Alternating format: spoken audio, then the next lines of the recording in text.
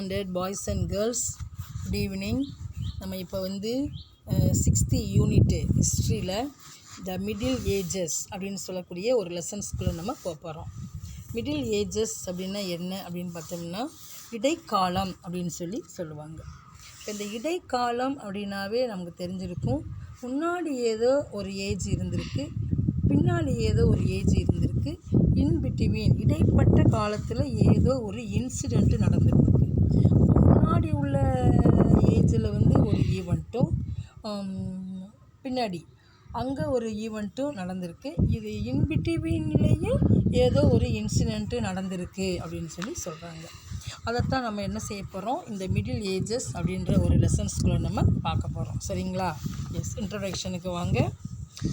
Historians call the period between the end of the Roman Empire in 476 AD and the capture of Constantinople by Turks in 1453 AD as the Middle Age.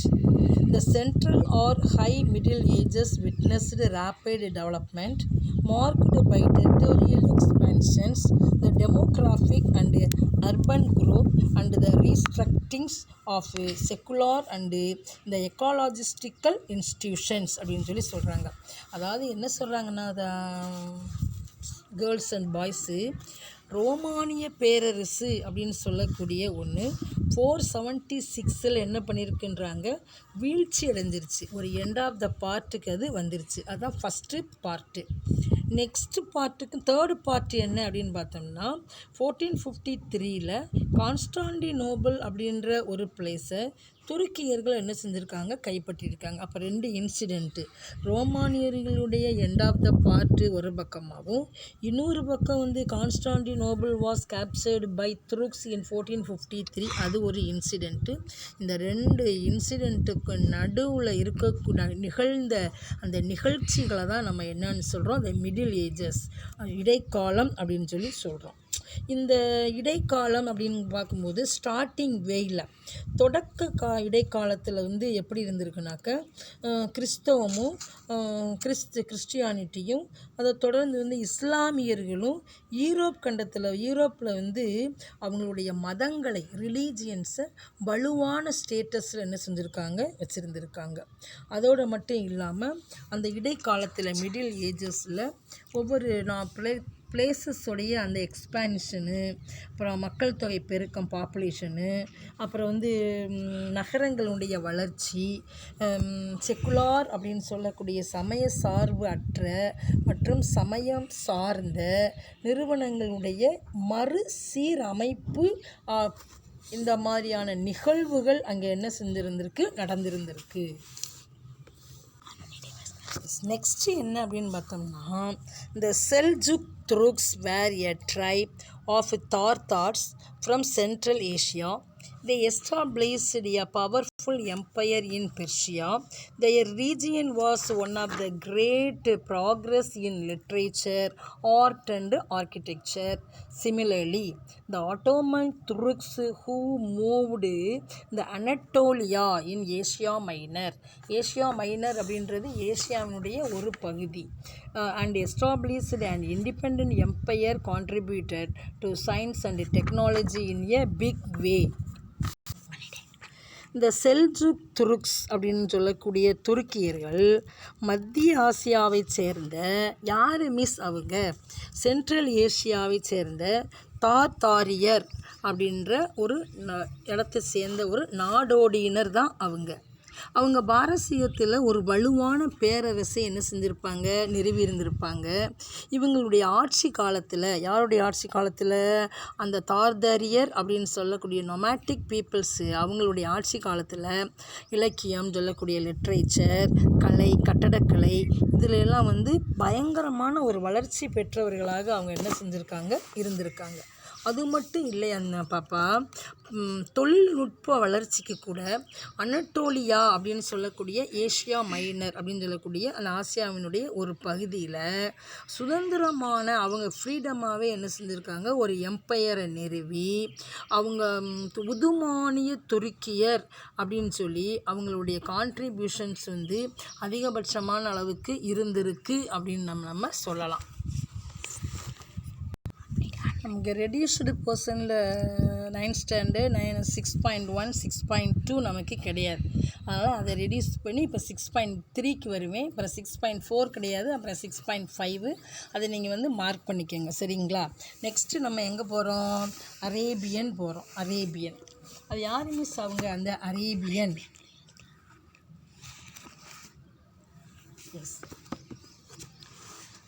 S அதுக்கு முன்னாடி நம்ம என்ன பார்க்குறோம் அப்படின்னு பார்த்தோம்னா, Islam and the rise of Islamic empires அப்படின்றதுக்குள்ள நம்ம பார்க்க போகிறோம். அதாவது இஸ்லாமும் இஸ்லாமிய பேரரசுகளுடைய தோற்றமும் அங்கே எப்படி இருந்துச்சு அப்படின்றத பற்றி நம்ம இப்போ பார்க்க போகிறோம். Prophet Muhammad established Islam. Islam gave a message of brotherhood. This message of equality and brotherhood had great appeal not only for the Arabs who were divided into varying tribes, but also for people in other parts of the world. The flight of Muhammad from Mecca in 622 AD is called Hijra in Arabic. In honor of his coming, the people of Yathrib renamed the city of Medina at an-Nabi, the city of the Prophet. It is now known as Medina. Muhammad died 10 years after the Hijrat. By the time of his death, united under a common faith, the Arabs became a powerful force. இந்த இது என்னென்ன பாப்பா, முகமது நபி அப்படின்னாவே என்ன சொல்லுவாங்கன்னா, இந்த நபிகள் நாயகம் அப்படின்னு சொல்லி சொல்லுவாங்க. அவர் தான் வந்து ஃபஸ்ட்டு இந்த இஸ்லாமிய மதத்தை தோற்றுவித்தவர் யார் அப்படின்னு பார்த்தோம்னா முகமது நபி தான். அவர் என்ன சொல்கிறாருன்னா, இந்த இஸ்லாமியர்கள் எல்லாருமே வந்து சரி சமமானவர்கள் அப்படின்ற கருத்தை அவர் என்ன செய்வார், மக்களுக்கு வந்து அழுத்தமான முறையில் வந்து அவர் சொல்லுவார்.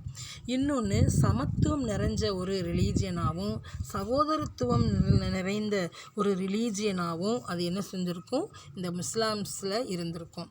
அதனால தான் அவர் வந்து முஸ்லீம்ஸ் ஆர் ஈக்குவல் அப்படின்னு சொல்லி அவர் ஸ்ட்ரெஸ் பண்ணியே சொல்லுவார். ஆனால் அவர் அவ்வளோ பெரிய கருத்துக்களையெல்லாம் சொன்ன முகமது நபிக்கு அவருடைய பிறந்த ஊரிலேயே சில இடர்பாடுகள்லாம் வர ஆரம்பிக்கும். அதனால் அவர் என்ன செய்வார், மெக்காவில் இருந்து யத்ரிப் அப்படின்னு சொல்லக்கூடிய ஒரு இடத்துக்கு போவார். அங்கே போய் என்ன செய்வார்னா, அந்த இஸ்லாமில் இருக்கக்கூடிய பிரின்சிபிள்ஸ், வே ஆஃப் பிரின்சிபிள்ஸ், நல்ல கோட்பாடுகளை, நல்ல கொள்கைகளை, நல்ல கருத்துக்களை எல்லாமே ஒன்றுதான். இதை என்ன செய்வார், மக்களுக்கு எடுத்து சொல்லுவார். ஆனால் அங்கே இருக்கிறவங்க அவருடைய வே ஆஃப் டாக்ஸ் வந்து பிடிக்காது. அதனால் அவர் என்ன செஞ்சுருவாங்க, விரட்டி விட்ருவாங்க. அவர் அந்த மெக்காவில் இருந்து தப்பிச்சு மெதினாவுக்கு வருவார். பக்கம்தான். இப்போ மெதினாவில் என்ன செய்வாங்க, அதே மாதிரி இருக்கக்கூடிய அந்த இஸ்லாமியர்களுடைய கோட்பாடுகளையும் கொள்கைகளையும் மக்களுக்கு அங்கே எடுத்து சொல்லுவார். நம்ம எல்லாருமே ஒரே இனம், நமக்கு வந்து உருவ வழிபாடு கிடையாது, இந்த மாதிரியெல்லாம் அவர் எடுத்து சொல்லுவார். இப்போ மெக்காவிலிருந்து மெதினாவுக்கு வந்து அவர் ப்ரீச் பண்ணும்போதும் அங்கே இருக்கிற மக்களுக்கும் அது பிடிக்காது. அதனால் மறுபடியும் இவர் என்ன செய்வார், மெக்காவுக்கு போவார். அங்கே அவருடைய கருத்துக்கள் வந்து ஏற்றுக்கொள்ளப்படும். எப்போ, 2வது தடவையாக. இப்படி அவருடைய way of principles were spread by Muhammad Nabi in Mecca to Medina were known as ஹிஜ்ரான்னு அதுக்கு பேர். முகமது நபி தன்னுடைய, நல்லா கேளுங்க பாப்பா, முகமது நபி தன்னுடைய கருத்துக்களை மக்களுக்கு எடுத்து சொல்கிறதுக்காக மெக்காவில் இருந்து மெதினாவுக்கும் மெதினாவில் இருந்து மெக்காவுக்கும் போய் அந்த கொள்கைகளை எடுத்து சொல்லி மக்களுக்கு வந்து அதை அக்செப்ட் பண்ண செய்வார். அவருடைய அந்த நிகழ்ச்சிக்கு பேர் தான் ஹிஜ்ரா அப்படின்னு சொல்லி சொல்கிறாங்க. சரிங்களா பாப்பா? இப்போ இந்த ஹிஜ்ராவுக்கு பின்னாடி 10 ஆண்டுகள் கழித்து அவர் என்ன செஞ்சிருவார், இறந்து போயிடுவார். இவர் வந்து இறக்கும் தருவாயில் கூட இஸ்லாமிய கருத்துக்களால் ஒருங்கு இணைக்கப்பட்ட அராபியர்கள் சொல்லக்கூடிய ஒரு வலிமை வாய்ந்த சக்தியாக என்ன செஞ்சுருக்கும், அது உருவாகி இருந்திருக்கும். இப்போ அவர் இறந்துட்டார். இருந்தாலும் அராபியர்கள் அப்படின்றவங்க அவருடைய வே ஆஃப் தாட்ஸ் என்னவோ அதை என்ன செஞ்சுருப்பாங்க, ஃபாலோ பண்ணிக்கிட்டே இருந்திருப்பாங்க.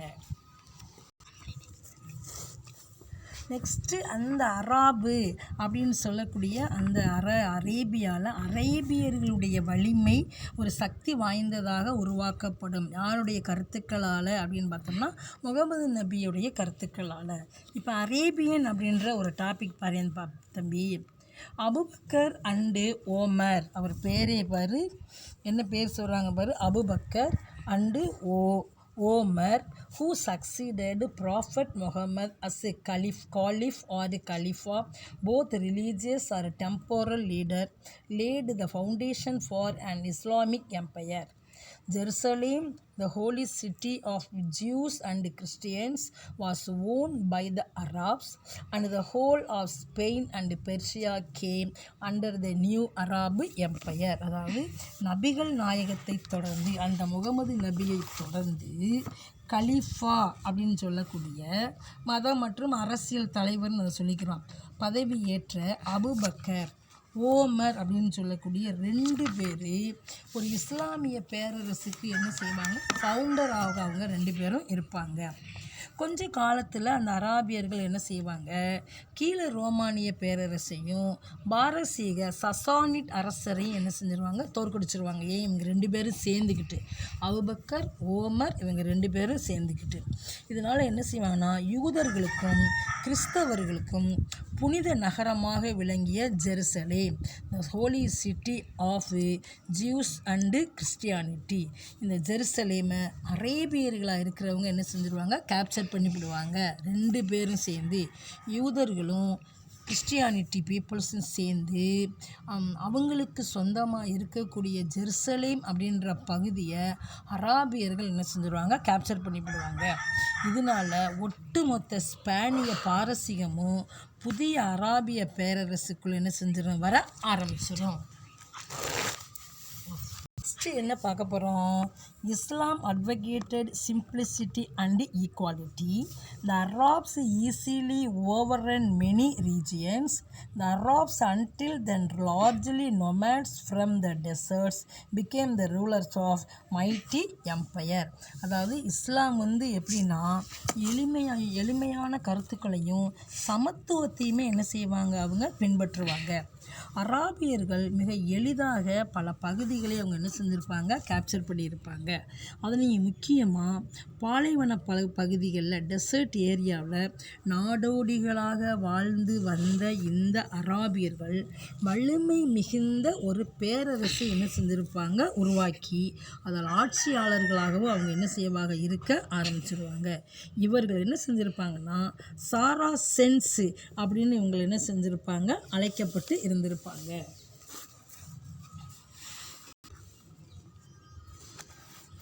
நெக்ஸ்ட்டு என்ன தம்பி பார்க்க போகிறோம், ரூல் ஆஃப் ஒமையத். ஒமையது அல் or Umayyad, rule of Umayyad or Umayyad dynasty அப்படின்றவனை பார்க்க போகிறோம்.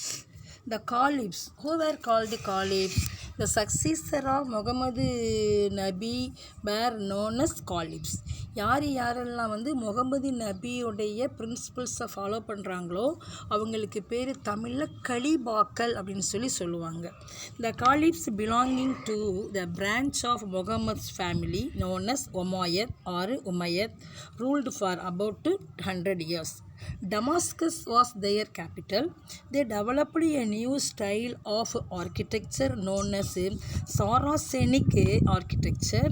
The arcs, the pillars and the minarets and domes came to India later and blended with the Indian ideas. அதாவது என்ன சொல்கிறாங்கன்னா தம்பி, இந்த அராபியர்களாக இருக்கிறவங்க நபிகள் நாயகத்தினுடைய குடும்பத்தின் ஒரு உறவு வழியை சேர்ந்தவங்க தான் இந்த கலிபாக்கள். ஆமாம், அதாவது அவங்களுடைய கொள்கைகளை பின்பற்றுறவங்க. இந்த ஒமாயத் அல்லது உமையத் என்று சொல்லப்பட்டவர்கள் கிட்டத்தட்ட ஒரு 100 இயர்ஸ் என்ன செஞ்சுருப்பாங்க, ரூல் பண்ணி இருந்திருப்பாங்க. அப்போ ரூல் பண்ணும்போது தம்பி டமாஸ்கஸ் அப்படின்ற ஒரு பிளேஸை தனக்கு கேபிட்டலாக வச்சு அவங்க ரூல் பண்ணி இருந்திருப்பாங்க. இன்னொன்று என்ன மிஸ் இவங்களை பற்றி ஒரு ரொம்ப பியூட்டியாக சொல்லலாம் அப்படின்னு பார்த்தோம்னா, ஒரு புதிய பாணியில் அமைக்கப்பட்ட கட்டடக்கலையை அவங்க என்ன செய்வாங்க, அதிகபட்சமான அளவுக்கு வளர்த்துருப்பாங்க. அதற்கு சாராசனிக் கட்டடக்கலை அப்படின்னு என்ன செஞ்சுருப்பாங்க, பெயர் வச்சுருப்பாங்க. அவங்களா ஒரு ஆர்கிடெக்சரை ஃபார்ம் பண்ணி அதுக்கு ஒரு பேர் என்ன செய்கிறாங்க, வைக்கிறாங்க. இந்த பாணியில் நம்ம பார்த்தோம் அப்படின்னாக்க அவங்க தான் இந்த ஆர்ச்சு, பில்லரு, அப்புறம் இந்த கவிகை மாடங்கள், மினார் அப்படின்னு சொல்லக்கூடிய கோபுரங்கள், இதையெல்லாம் வந்து என்ன செஞ்சுருக்காங்க, இந்தியாவில் வந்து பரவி இந்திய கட்டடக்கலை பாணிகளோடு அவங்க கலந்துருப்பாங்க சொல்லுவாங்க. அதாவது அவங்க முஸ்லீம்ஸுகளுடைய கண்ட்ரீஸில் இந்த மாதிரி ஃபஸ்ட்டு ஆர்ச்சு, பில்லரு, இந்த மாதிரி கட்டப்பட்ட ஒவ்வொரு வே ஆஃப் ஸ்டைலையும் நம்ம இந்தியாவில் கொண்டு வந்து அவங்க என்ன செய்வாங்க, மிங்கிள் பண்ணி விட்டுருந்துருப்பாங்க. சரிங்களா? அப்போ அவங்க தான் வந்து பெஸ்ட்டான நிலையில் ஒரு ஆர்ட் அண்ட் ஆர்கிடெக்சரை உருவாக்கியவர்கள் அப்படின்னு நம்ம இந்த உமையத் அப்படின்னு சொல்லி நம்ம அவங்கள சொல்லலாம். டிஸ்இன்டக்ரேஷன் வீழ்ச்சி அடையும் போது இன்னொரு குரூப் ஆஃப் பீப்புள்ஸ் என்ன செய்கிறாங்க, அவங்களுடைய ஆளுமையை வெளியே கொண்டு வருவாங்க. The Abbasid Empire was at the height of its glory during the reign of Harun al-Rashid. Soon after his death, the Arab Empire started disintegrating. The Turks, who had become Muslims, succeeded in taking possession of Baghdad. They also defeated the Byzantine army of Constantinople and posed a challenge to the European states. The Christian pilgrims to the holy city of Jerusalem were put to a lot of hardships by the Turks. The resultant conflict led to the Crusades. அராபியர்களுடைய பேரரசு வீழ்ச்சி அடைஞ்சதுக்கு பிறகு துருக்கியர்களுடைய எழுச்சி அங்கே வர ஆரம்பிக்கும். அப்போது அப்பாசித் அப்படின்றவருடைய dynasty பேரரசு Harun அல் ரஷீத் அப்படின்றவர் என்ன செய்வார், அவருடைய ஆட்சி காலத்தில் உச்சக்கட்டத்தில் அவர் இருப்பார். பயங்கரமான அளவுக்கு ஒரு நம்ம எப்படி இந்திய டைனசிட்டியில் இதில் அது என்னது மொகல் டைனசிட்டியில் நம்ம அவுரங்கசீப் நம்ம படிச்சிருப்பீங்க. அவருடைய டைனசிட்டி மாதிரி பயங்கரமான அளவுக்கு அவருடைய புகழ் வந்து உச்சக்கட்டத்தில் இருந்திருக்கும். அவர் இறந்ததுக்கு பிறகு அப்பாசித் அப்படின்றவர் இறந்ததுக்கு பிறகு அவருடைய பேரரசு கொஞ்சம் கொஞ்சமாக என்ன செய்யும், வீழ்ச்சியடைய ஆரம்பிச்சிருக்கும். அப்போ இஸ்லாமியர்களாக மாறிய இந்த துருக்கியர்கள் என்ன செய்வாங்க, பாக்தாத்தை வந்து கைப்பற்றுறதுலேயே குறியாகவே இருந்து அதையும் வெற்றி பெற்று இருந்திருப்பாங்க. இப்போ கான்ஸ்டாண்டினோபிளின் பைஜாண்டிய படைகள் அப்படின்னு ஒரு ஒரு ஒரு ஒரு மிலிட்ரி இருக்குது. அதை தோற்கடித்த அவர்கள் ஐரோப்பிய நாடுகளுக்கு என்ன செய்வாங்க, ஒரு சவாலாக அவங்க என்ன இருந்திருப்பாங்க. ஜெருசலேமுக்கு வரக்கூடிய கிறிஸ்தவ புனித பயணிகள், ஹோலி பீப்புள்ஸ் இருப்பாங்கள்ல, ஜெருசலேமுக்கு வரக்கூடியவங்க, அவங்க இந்த துருக்கியர்களுடைய டைனசிட்டி அங்கே அதிகபட்சமான அளவுக்கு இருக்கிறதுனால பயங்கரமான டிஃபிகல்ட்டிஸை இந்த துருக்கியர்கள் என்ன செய்வாங்கன்னாக்க இந்த கிறிஸ்டியானிட்டிக்கு கொடுப்பாங்க. இதனால் ஏற்பட்ட அப்போ கிறிஸ்டியானிட்டி என்ன செய்வாங்க, அவங்க மேலே பயங்கரமான அளவுக்கு கோவப்பட ஆரம்பிப்பாங்க. இப்போ ஒரு பக்கம் கிறிஸ்டியானிட்டியும் இன்னொரு பக்கம் துருக்கியர்களும் ஆப்போசிட் பார்ட்டிஸாக ஆக ஆரம்பிச்சிருவாங்க.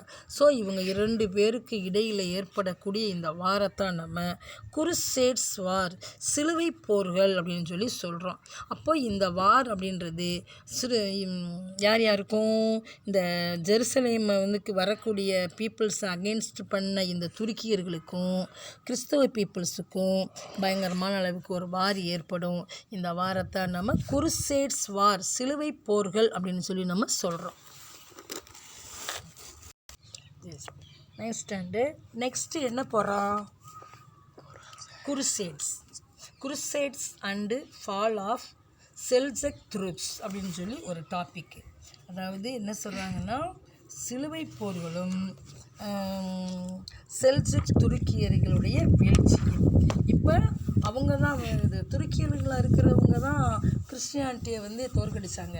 இப்போ அவங்களே என்ன செஞ்சுட்டாங்க, தோற்கடிக்க ஃபால் ஆஃப் செல்ஜக் துருக்ஸ், அவங்களுடைய ஆட்சியும் வீழ்ச்சியடைய ஆரம்பிச்சிருச்சு. பார்க்கலாமா, வாங்க கிளாஸ்க்கு வாங்க பாப்பா. The Pope and the Church called upon all the Christian peoples of Europe to march to rescue of the holy city Jerusalem. The Crusaders had to fight against the Seljuk Turks who controlled those parts. The struggle between Christianity and Islam, beginning in 1095, continued for nearly 200 years and is called the Crusades. அதாவது என்ன சொல்கிறாங்கன்னா, போப்பாண்டவரும் திருச்சபையும் ஒரு புனித நகரமான ஜெருசலேமை மீட்பதற்காக ஜெருசலேமை நோக்கி செல்லுங்கள் அப்படின்னு சொல்லி எல்லா கிறிஸ்துவ மக்களுக்கு என்ன செஞ்சுருப்பார், ஒரு அழைப்பு விடுத்திருப்பார். அப்போது இந்த புனித போர் செய்தவர்கள் அந்த புனித இடங்களை தங்கள் கட்டுப்பாட்டின் கீழே வச்சிருக்க செல்ஜக் துருக்கியரோடு என்ன செஞ்சுருக்காரு, போர் செய்வார். அதாவது 1095 கிறிஸ்தவர்களுக்கும் இஸ்லாமியர்களுக்கு இடையே தொடங்கிய இந்த போர் கிட்டத்தட்ட ஒரு 200 இயர்ஸ் கண்டினியூவாகவே அது நடந்து இருந்திருக்கும். அதனால தான் இதை நம்ம என்னன்னு சொல்கிறோம், சிலுவை போர்கள் அப்படின்னு சொல்லி சொல்கிறோம். Next the Crusades did not achieve the desired end. The Mongol invasions from the east side lined this cause, and Christians and Muslims alike started shifting their attention towards the advancing Mongols led by Genghis Khan. The destruction of Baghdad in 1258 AD by the Mongols put an end to what remained of the Abbasid Empire. அதாவது என்ன சொல்கிறாங்கன்னா, இந்த சிலுவை போர்கள் அப்படின்னு சொல்லக்கூடிய குருசேட்ஸ் அப்படின்றவாறு முஸ்லீம்களுக்கும் கிறிஸ்தவர்களுக்கு இடையே ஏற்பட்ட போர். அதை மறந்துடக்கூடாது தம்பி. கிறிஸ்டியானிட்டி அண்டு முஸ்லீம்ஸு இவங்க 2 பேரும் ஜெருசலேமை இம்பார்ட்டன்ஸாக வச்சு போர் செய்த ஒரு போர் தான் இது சிலுவை போர் அப்படின்ற ஒரு பேர். அதாவது கிறிஸ்டியானிட்டியாக இருக்கிறவங்க அவங்களுடைய சிம்பிளாக இருக்கக்கூடிய கிராஸ் போன்ற அமைப்பை அதை ட்ரெஸ்ஸில் அந்த மாதிரி ட்ரெஸ்ஸை போட்டுக்கிட்டும், முஸ்லீம்ஸுகளாக இருக்கிறவங்க க்ரசன்ட்டு அவங்களுடைய சிம்பிளாக இருக்கக்கூடிய க்ரசன்ட் மாதிரி அணியப்பட்ட ஆடைகளை அணிஞ்சிக்கிட்டும் இதில் போர் செய்ய போவாங்க. சரிங்களாப்பா? அதனால தான் இதுக்கு சிலுவை போர்கள் அப்படின்ற ஒரு பேர். இந்த சிலுவை போர்கள் மூலம் கிறிஸ்தவர்கள் என்ன செய்வாங்க, அவங்க என்ன நினைக்கிறாங்களோ அதை என்ன செய்ய முடியாது, அவங்களால அதை வின் பண்ண முடியாது. அதனால் இந்த மங்கோலியர்களாக இருக்கக்கூடிய ஒருத்தவங்க ஈஸ்டர்ன் சைட்லேருந்து என்ன செய்வாங்க, அந்த படையெடுப்பில் சிலுவை போர் பிரச்சனைகளை என்ன செஞ்சுருவாங்க, யார், இந்த மங்கோல் கிங்ஸ் பயங்கரமான ஒருத்தர், அவங்க என்ன செஞ்சுருவாங்க, இந்த சிலுவை போர்களுக்கு ஒரு முடிவு கட்ட ஆரம்பிச்சிருவாங்க.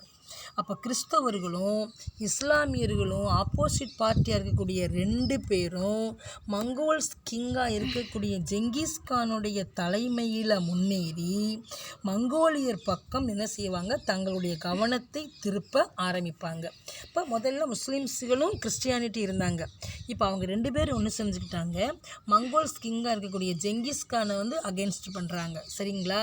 அப்போ ஒரு சைடு பார்க்கும்போது முஸ்லீமும் கிறிஸ்டியானிட்டியும், இன்னொரு சைடு பார்க்கும்போது யாருப்பா, செங்கிஸ்கான் மங்கோல்ஸ் கிங்கும், இவங்க 2 பேரும் ஆப்போசிட் பார்ட்டியாக என்ன செய்வாங்க, ஜெருசலேமை இம்பார்ட்டன்ஸாக வச்சு போர் செய்ய ஆரம்பிப்பாங்க. இதில் 1258 பாக்தாத் அப்படின்ற ஒரு பிளேஸு மங்கோலியர்களால் என்ன செய்வாங்க, கேப்சர் பண்ணிவிடுவார். இந்த மங்கோல் கிங் அப்படின்னு பார்த்தாவே ஜெங்கிஸ்கான் தான். எப்படி அலாவுதீன் கில்ஜிட்டு 40,000 படை வீரர்கள் இருந்தது மாதிரி இந்த மங்கோல் கிங்ஸ்டையும் எக்கச்சக்கமான சோல்ஜர்ஸ் இருப்பாங்க, படை வீரர்கள் இருப்பாங்க. அதனால் அவர் அந்த கிறிஸ்டியானிட்டியையும் இஸ்லாமியர்களையும் டிஃபீட் பண்ணி அவங்களுடைய இம்பார்ட்டன்ஸ் பிளேசஸாக இருக்கக்கூடிய பாக்தாத் அப்படின்ற ஒரு பிளேஸ் என்ன செஞ்சிருவார், கேப்சர் பண்ணிடுவார். அப்போ Baghdad was captured by Mongol king Genghis Khan. அவங்க கைப்பற்றதுக்கு பிறகு அப்பாசித் பேரரசு ஏதாவது ஒரு முடிவுக்கு வரணும்னு அவங்க நினைப்பாங்க. நெக்ஸ்ட்டு என்ன பார்க்க போகிறோம்னா பாப்பா, இம்பேக்ட் ஆஃப் குருசேட்ஸ், அதாவது சிலுவை போர்களுடைய தாக்கங்கள் எப்படியெல்லாம் இருந்திருக்கும். குருசேட்ஸ் ended the feudal relations. Many of the nobles who went to east to take part in the crusades either stayed too long a period or did not return. The serf took advantage of their absence to break away from their bondage, மிகப்பெரியன்னு அர்த்தம், bondage mega to the soil. Increasing demand for product of the east led to expansions of trade. Venice, Genoa and Pisa emerged important commercial centers in the Mediterranean region. அதாவது சிலுவை போர்களுடைய தாக்கம் அப்படின்னு சொல்லலாம், இந்த impact of குருசேட்ஸ் அப்படின்ற ஒன்று. சிலுவை போர்கள் எது உருவாகிறதுக்கு ஒரு காரணமாக இருந்திருக்கும் அப்படின்னா, ஃபியூடாலிசம் அப்படின்ற ஒன்று, நிலப்பிரபுக்கள் அப்படின்ற ஒன்று உருவாகிறதுக்கு இந்த சிலுவை போர்கள் ஒரு காரணமாக இருந்திருக்கும். ரெண்டாவது அதுக்கு அடுத்து என்ன அப்படின்னு பார்த்தோம்னா, ஈஸ்ட் வெஸ்ட்டு இதுகளுக்கு இடையே இருக்கக்கூடிய அந்த வணிகங்கள் கான்ஸ்டாண்டினோபிள் நகரம் வைத்த பிறகு இடைத்தரகர்கள் என்ன செய்வாங்க, ஒரு முடிவுக்கு அதை கொண்டு வந்துடுவாங்க. இப்படி தான் நிறைய இந்த ஃபியூடாலிசம் அப்படின்ற நிலப்பிரபுக்கள் ஆட்சி அப்படின்ற ஒன்று சிலுவை போர்கள் முடிஞ்சதுக்கு பிறகு ஒரு ஃபியூடாலிசம் உருவாகிறதுக்கு காரணமாக இருந்திருக்கும்.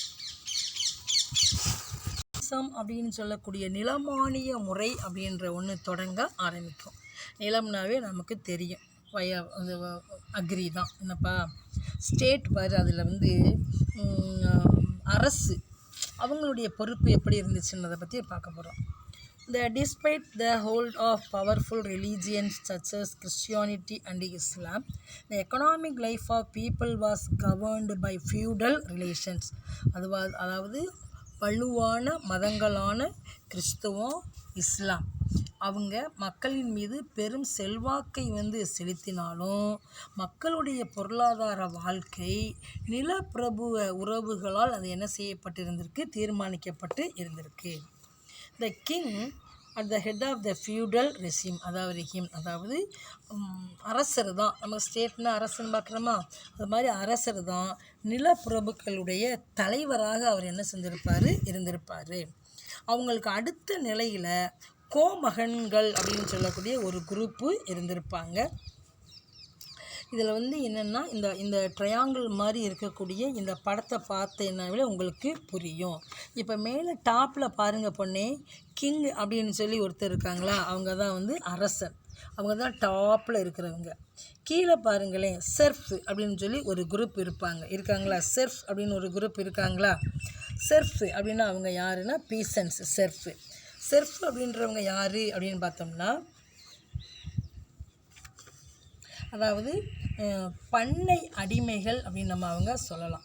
அப்போ டாப்பில் இருக்கும்போது அரசராகவும், லோயரில் ரொம்ப லோ லெவலில் இருக்கும்போது அவங்க ஸ்லேவ் பீப்புள்ஸாகவும் அவங்க இருந்திருப்பாங்க. அப்போ டாப்பில் இருக்கிறவங்க உச்சகட்டத்தில் கிங்காகவும், லோயர் லெவலில் இருக்கிறவங்க அடிமைகளாகவும் இருந்திருக்காங்க. அப்போ இன்பிட்வீனில் இருக்கக்கூடிய இந்த 2 பேர் யார் மீஸ் அப்படின்னு பார்த்தோம்னா, மேலே கொடுத்துருக்காங்க பாரு தம்பி, பிஃப் அண்டு பீசன்ஸ் அப்படின்னு அந்த படத்துக்குள்ளேயே கொடுத்துருப்பாங்க. இந்த பிஃப் அப்படின்னா யார் அப்படின்னா, அதாவது பிஃப் அப்படின்னு சொல்கிறது ஒருத்தருக்கு அவரை காட்டிலும், இப்போ நானே இருக்கேன் அப்படின்னா என்னையை காட்டிலும் ஒருத்தர் சிறந்தவர் இருந்திருப்பார். அவரால் கொடுக்கப்படக்கூடிய ஒரு நிலம், எனக்கு மேலே இருக்கிறவர் எனக்கு கொடுக்கறது மாதிரி. பிஃப் அப்படின்னா என்ன அப்படின்னு பார்த்தோம்னா, ஒருவருக்கு அவரை விட மேல் நிலையில் இருக்கக்கூடிய கோமகன் அப்படின்னு சொல்லி அவரை சொல்லுவோம். அந்த கோமகன்களால் கொடுக்கப்படக்கூடிய ஒரு நிலம்தான் பிஃப் அப்படின்னு சொல்லி சொல்கிறோம். அந்த நிலத்தை பெற்றவர் என்ன பண்ணுவார், நிலம் யாரால் கொடுக்கப்படுதோ அவங்களுக்கு வேண்டிய சேவைகளை வேலைகளை செய்யக்கூடியவராகவும் இருப்பாங்க. அதுதான் அவங்களுடைய கடமையாகவும் அங்கே இருக்கும். அதுக்கடுத்து பாப்பி, நைட்ஸு வாசல்ஸ்ன்னு இருக்கா, அது ஒரு ஆரஞ்சு கலர் மாதிரி இருக்கா, நைட்ஸு வாசல்ஸ்ன்னு இருக்காங்களா. இந்த நைட்ஸ் யார் அப்படின்னு பார்த்தோம்னா, அவங்க தான் வீரர்கள் அங்கேயே. அப்போ டாப்பில் பார்த்தோம்னா கிங் இருப்பாங்க, அவங்களுக்கு அடுத்த ஸ்டேஜில் பார்த்தோம்னா பிஃப் இருப்பாங்க, தேர்ட் ஸ்டேஜில் பார்த்தோம்னா நைட்ஸ் இருப்பாங்க. நைட்ஸ்னால் வீரர்கள். அவங்களுக்கு கீழே இருக்கவங்க தான் செர்ஃப்னா யாருன்னு சொன்னேன், அவங்க ஒரு அடிமைகள், அதாவது அந்த பண்ணையில் அந்த தோட்டத்தில் வேலை பார்க்கக்கூடிய அடிமைகளாக இவங்க இருப்பாங்க. இப்படித்தான் 4 டைப்ஸ் என்ன செஞ்சுருக்கும், இந்த ஃபியூடாலிசமில் உருவாக ஆரம்பிச்சிருக்கும். சரிங்களா? அப்போ என்ன செய்வாங்க, ஃபஸ்ட்டு இந்த படம் ரொம்ப முக்கியமானது. இந்த படத்தை வச்சு நீங்கள் வந்து மீனிங்ஸை கண்டுபிடிச்சிக்கிட்டிங்கன்னா ஆன்சர் முடிஞ்சிடும்.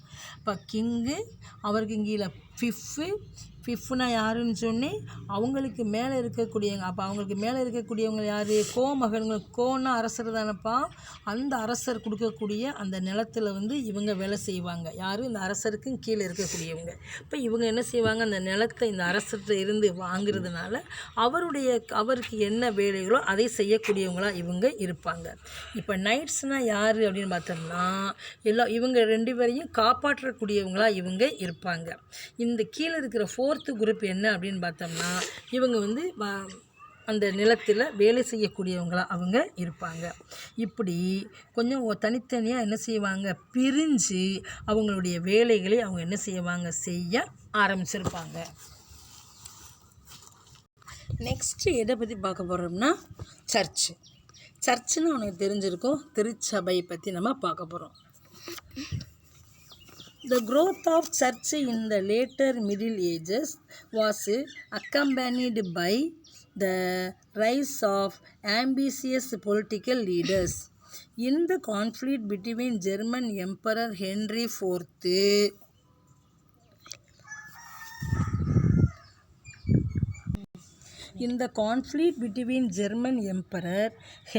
IV and Pope the Gregory VII, Pope by means of interdict succeeded in making the emperor to abdicate the throne. Many pious Christians now begin to reason Pope's intrusions into state affairs. அதாவது என்ன சொல்கிறாங்கன்னா, இந்த இடைக்காலத்தினுடைய இறுதியில் திருச்சபையினுடைய வளர்ச்சியோடு பேராசை மிக்க அரசியல் தலைவர்களும் என்ன செஞ்சுருப்பாங்க, உருவாகி இருந்திருப்பாங்க.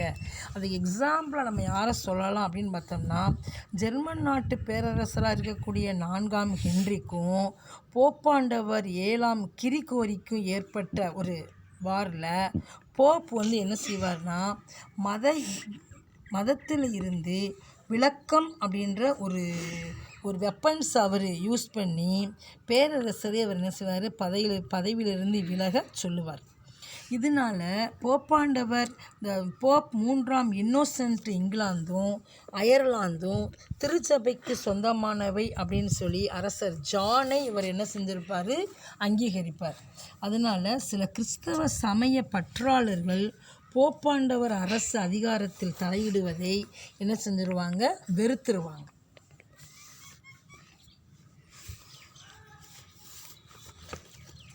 பால் வரும்போல அது வச்சுட்டு ஓடியா வரமாட்டேங்குதா? லாஸ்ட்டாக என்ன பார்க்க போகிறோம், எக்ஸ்கம்யூனிகேஷன் அப்படின்ட்டு சொல்கிற திருச்சபையினுடைய விளக்கம். எப்படி வந்து திருச்சபையிலிருந்து அவர் விலக்கு அளிக்கப்பட்டவராக அவர் இருந்திருப்பார். The excommunication meant depriving a person of all the privileges of a Christian. He was denied the right to sacraments in church. His or her body could not be buried in the consecrated ground. The interdict was to deny benefits of religion to a rules subject, intended to handle the resentment against him. திருச்சபையிலிருந்து விலக்கு அளிக்கப்படுறது அப்படின்னா என்னென்னா, ஒரு மனிதன் கிறிஸ்தவனாக இருக்கிறதுனால என்ன உரிமைகளுக்கு தகுதியானவரோ அந்த உரிமைகள் அனைத்தும் அவருக்கு மறுக்கப்படுதலைத்தான் நம்ம திருச்சபையிலிருந்து விலக்கு அப்படின்னு சொல்லி நம்ம சொல்கிறோம். அவர் திருச்சபைக்குள்ள புனித சடங்குகளை செய்ய முடியாது. இறந்த பின்னர் அவருடைய உடலை திருச்சபைக்கு சொந்தமான கல்லறையில் வந்து அதை புதைக்க முடியாது. இப்போ மதத்திலிருந்து விலக்கு அளிக்கப்பட்டவருக்கு உரிமைகள் ஏதும் தரப்பட மாட்டாது அப்படின்னு சொல்லி இதை சொல்கிறாங்க. அதனால் தகுதியுள்ள சமயம் சார்ந்த பயன்களை மறுப்பதன் மூலம் அந்த நபரை அரசனுக்கு எதிராக வெறுப்பு கொள்ள தூண்டுவதாக வந்து இந்த எக்ஸ்கம்யூனிகேஷன்ஸ் அப்படின்னு சொல்லி சொல்கிறாங்க. சரிங்களா பாப்பா? Girls boys 9th standard video நல்லா கவனிங்க. ஒரு கொஸ்டின்ஸ் கொடுத்து விட்றேன், அந்த கொஸ்டின்ஸ்க்கு ஆன்சர் எழுதி எனக்கு சென்ட் பண்ணுங்கள். சரிங்களா? எழுதும்போது கேர்ள்ஸு நல்லா எழுதி அனுப்பு. சரிங்களா? Yes, thank you.